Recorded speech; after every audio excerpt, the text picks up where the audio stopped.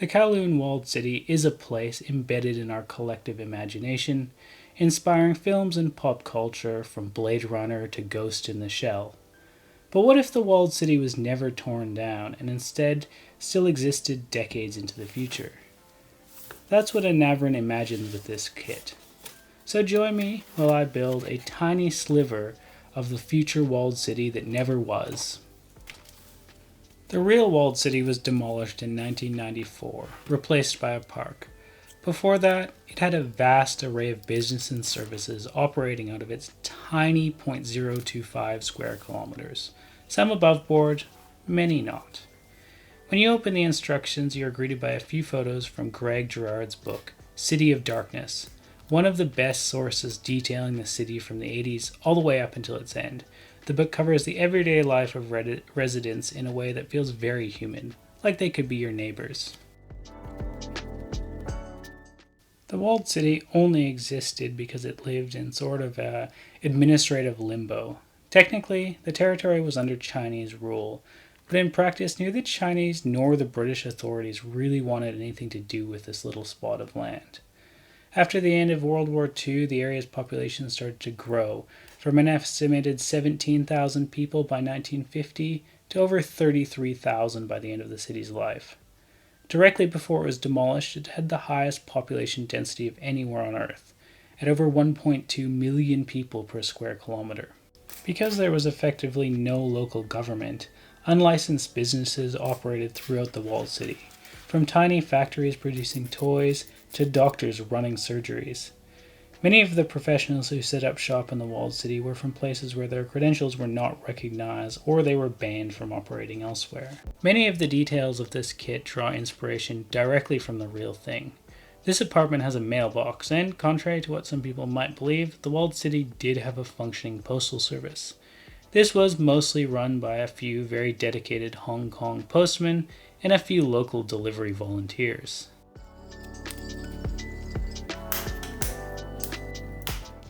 This kit comes with many plastic signs designed to look like modern LED ones.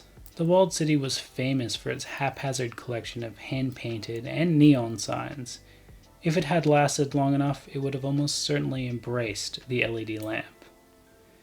Even though it was nicknamed City of Darkness, it was surprisingly well lit. Electricity and water were both connected to the wider Hong Kong. However, sunlight was hard to find in the narrow sections of street.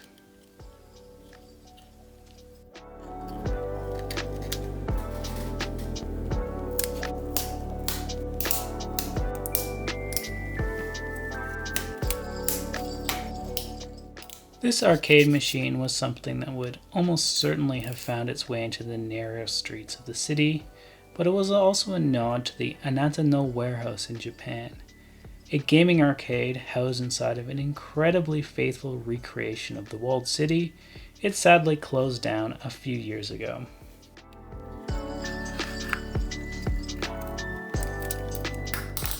This drink display would not have been out of place even in the 80s walled city. Virtually every ground level building had some sort of business operating out of it.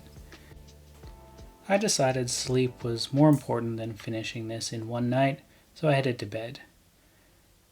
The next morning, powered by fresh coffee, I started once again on my little corner of the walled city. One of the signs I installed yesterday was for a dentist. Unlicensed dentists were a notorious fixture of the walled city. While you might imagine that they only service residents of the walled city, many clients were actually from Greater Hong Kong. They could often offer faster and cheaper service than their official licensed counterparts. At the height of the walled city, it is estimated that there were over 90 clinics operating.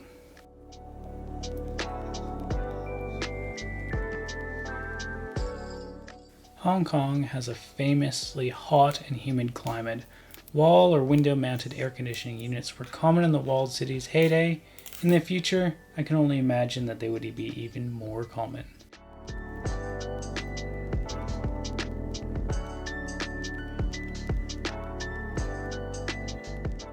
The walled city is often portrayed as a deeply dystopian place.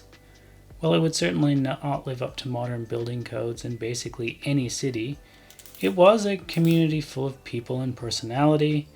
And I love some of the little touches included in this kit, like the vines coming down from the balcony, that make it feel like a real lived-in place.